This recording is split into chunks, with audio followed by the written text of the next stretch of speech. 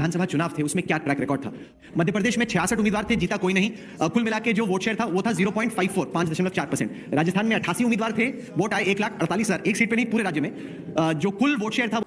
आज तक का ये एंकर आम आदमी पार्टी के प्रवक्ता को हाल ही में हुए विधानसभा चुनाव में आम आदमी पार्टी की परफॉर्मेंस के आधार पर घेरने की कोशिश कर रहा था, लेकिन जब आम आदमी पार्टी के राज्यसभा सांसद राघव चड्ढा ने इसे बीजेपी का स्कोर कार्ड दिखाया इसी विधानसभा चुनाव का, तब ये बिदकने लगा।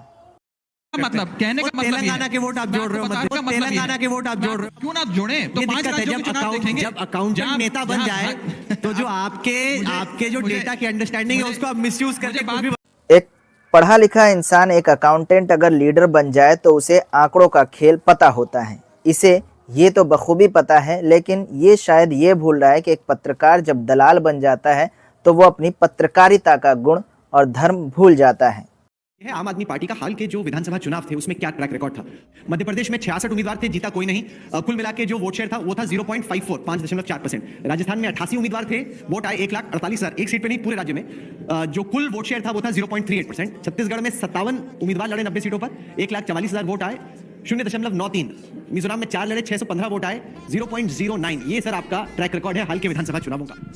आम आदमी पार्टी का ट्रैक रिकॉर्ड कितने कॉन्फिडेंस के साथ ये पत्रकार दिखा रहा है, क्या इतने ही कॉन्फिडेंस के साथ ये बीजेपी का ट्रैक रिकॉर्ड भी सह पाएगा?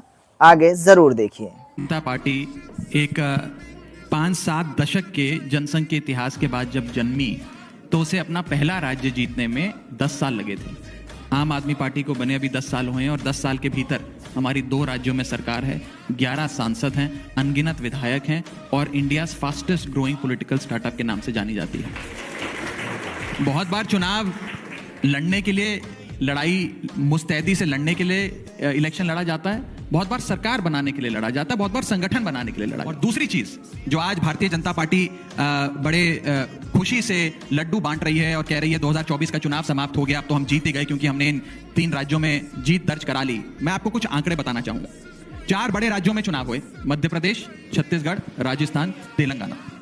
इन 4 राज्यों में कुल मिलाकर 11 करोड़ लोगों ने वोट डाला। ध्यान से सुनिएगा मेरी बात। इन 4 बड़े राज्यों में कुल मिलाकर इस विधानसभा चुनाव में 11 करोड़ लोगों ने वोट डाला।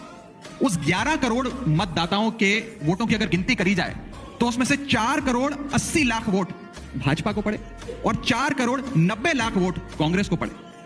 यहां इसका मतलब यह हुआ कि कांग्रेस को भाजपा से 10 लाख ज्यादा वोट मिले। कहने का मतलब तेलंगाना के वोट आप जोड़ रहे हो, तेलंगाना के वोट आप जोड़ रहे हो, क्यों ना जोड़े? तो 5 राज्यों के चुनाव देखेंगे। जब अकाउंटेंट नेता बन जाए तो जो आपके जो डेटा की अंडरस्टैंडिंग है उसको आप मिसयूज करके कुछ भी बनाए थे। बात करने दे। तेलंगाना का वोट आप यहाँ जोड़ रहे हैं। पहली बात यह है कि जब आप एग्जाम में बैठते हैं तो आप सारे एग्जाम्स में बैठते हैं। अब आपने आम आदमी पार्टी के लिए 4 राज्य दिखाए जहां हमारा कोई अस्तित्व नहीं था। मैंने भाजपा का तेलंगाना दिखा दिया तो आपको दर्द होने लग गया। 4 राज्यों की बात हो ना, अब क्यों दर्द हुआ आपके दिल में?